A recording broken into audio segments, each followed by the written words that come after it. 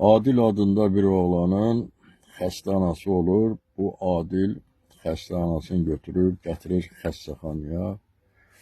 Həkim baxır, yoxlayır, deyir ki, sənin anan bəx xəstədir, bir həftə müddətində əməliyyat olmalıdır. Əgər əməliyyat olmasa, sənin anan öləcək.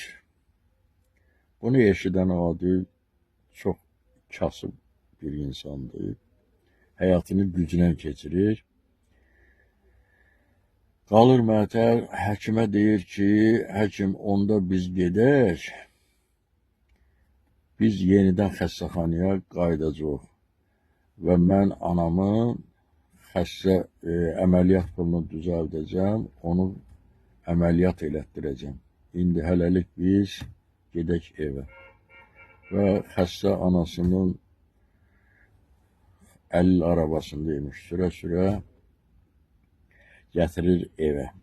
Evə gətirərkən anasına deyir ki, ana, həkim dedi ki, sənin heç bir xəstəliyin yoxdur, yaxşı olacaqsan, heç bir qorxub eləməginə. Gedək evə, mən sənə bir şorba da pişirəcəm, içib dincələrsən, yaxşı olacaqsan.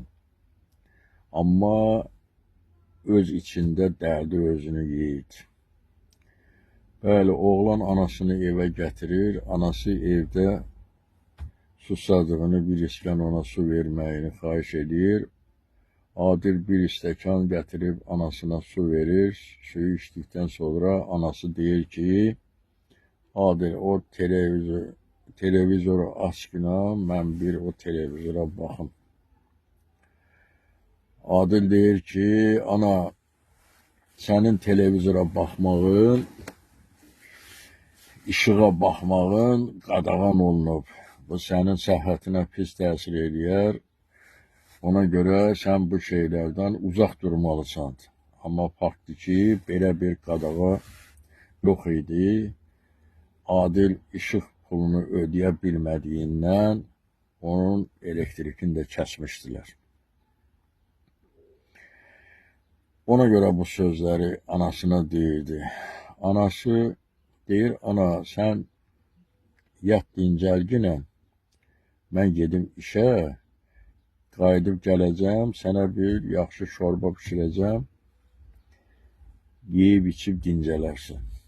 Və öz iş arabasını götürüb çöplərdən dəmir toplamaq üçün gedir. Bu dəmirlərin içində eşələnir, dəmir qırıntıları toplayır. Adil özü də başa düşürdü ki, bu dəmir qırıntıları ilə anasının əməliyyat pulunu düzəldə bilməyəcək. Amma naümid deyildi, işini hisslə yerinə yetirirdi ki, anasının əməliyyat pulunu düzəltsin. Adil birdən çöplərin içərisində bir canta olduğunu görür. Cantanı götürür, açır, baxır içində, görür, o cantanın içində nə qədər pul var. Sevincinin həddi hüdudu olmur. Sevinir ki, pul tapıb artıq anası ölməyəcək, onu əməliyyat elətdirəcək. Sevinə-sevinə qayıdır evə, cantanı, siyirməni çəkib qoyur siyirməyə, gəlir anasına şorba pişirib verir. Deyir, ana, darıxma günah, sən qurtulacaqsan. Səni əməliyyat elətdirəcəm, xəstəliyin yadın yaxşı olacaq. Anası da bilir ki, ağır xəstədir. Ağırdan dözə bilmir, bu xəstəlik onu öldürəcək. Siz təsəvvür edin ki, xəstə belə ki, o ölüm yatağındadır, o nə vəziyyətdə olar, amma oğlunun üzünə vurmur. Oğlan gəlir, cantanı açır, görür cantanın içərisində pullarla yanaşı reseptlər də var. Deyir, aya, bu kiminsə puludur, yəqin onun da xəstəsi var, bu pulları onun üçündür. Mən bu pulları götürə bilmərəm. Axı anam məni belə yetişdirməyib. Anam məni dürüst yetişdirib. Qalır iki canın arasında. Öz dürüstlük vicdanı ilə sızıldayan anasının xəstəliyi arasında. Neyləsin, çox fikirləşir. Axırda qərara gəlir ki, yox Adil, bu pullar sənin deyil. Sən bu pulu xərcləyə bilməzsən. Sən bu pulu aparıb yiyəsinə çatdırmalısan. Nəsə səhərisi bu Cantanı götürüb gəlir polis şöbəsinə. Cantanı polis şöbəsində təhvil verir, deyir, bəs bunun sahibini tapın, mən zibillikdən tapmışam. Polislər məətəl qalır, bunun təəccüblənirlər ki, şükürlər olsun ki, hələ dürüst insanlar var, haqq ədalət itməyib. Və qərara gəlirlər ki, bunu çəkiliş eləsinlər, insanlara təqdim eləsinlər. Polislər Cantanın yiyəsini tapırlar və jurnalistləri dəvət edirlər ki, bu oğlanın evində çəkiliş aparsınlar, bu pul yiyəsini də ora çağırırlar. Bu jurnalistlər yadlar hamı yığışıb gəlirlər, pul yiyəsi də gəlir, pulu orada təqdim edir pulun sahibinə. Pulun sahibi də alır pulu, öz təşəkkürünü bildirir. Deyir ki, Adil, dürüst insanlar həmişə sonda qalib gəlir. Və bunu deyib, Cantanı götürüb, xudahafizləşib çıxır gedir. Hamı təəccüb qalır. Adilin özü də fikirləşirdi, jurnalistlər də fikirləşirdi ki, indi bunu pul sahibi bu puldan biraz götürüb bu Adilə verər. Amma görürlər, yox, vermədi, elə təşəkkür elədi, çıxdı, getdi.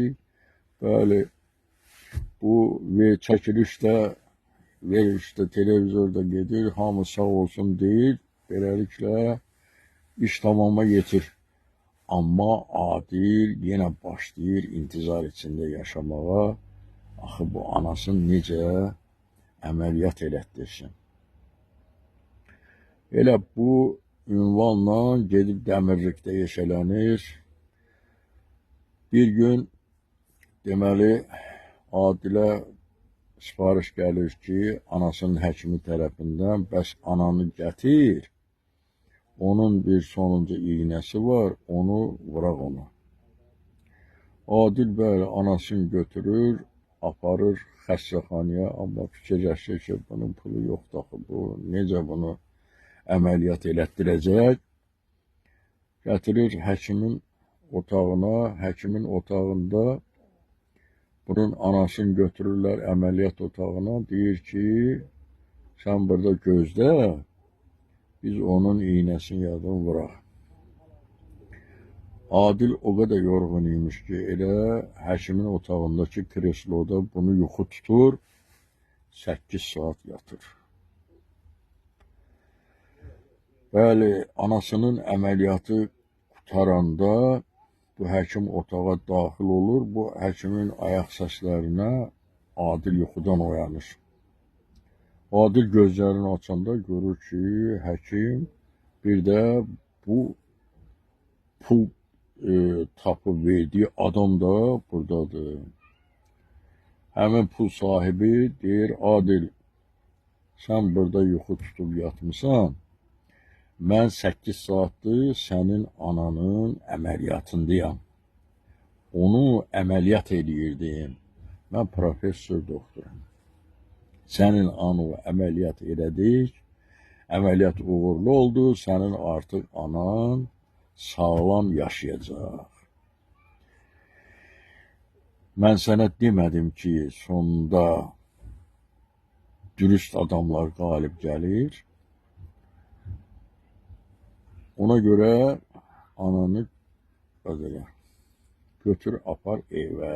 Artıq o sağlam olacaq. Və Adilə təklif edir ki, sən çox dürüst oğlansan. Mənim bir villam var. O villada mənə bir bağban lazımdır. Mən sənin kimi elə bir dürüst adam axtarırdım. Sən mənim villamda bağbançılıq eləyərsən, anan da bizim xörək pişirməyimizi yerinə yetirər. Gəl sən bugündən mənim bağımda çalışqına və mənim villamda da yaşayarsınız. Mən sənə demişdim axı, dürüst insanlar sonda qalib gəlir.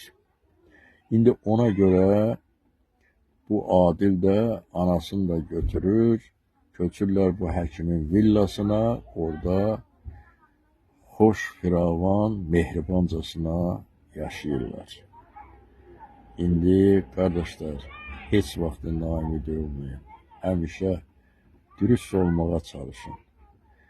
Dürüst insanlar Allah Teala heç vaxt naimid qoymaz. Onların dərdinə əlac eləyər.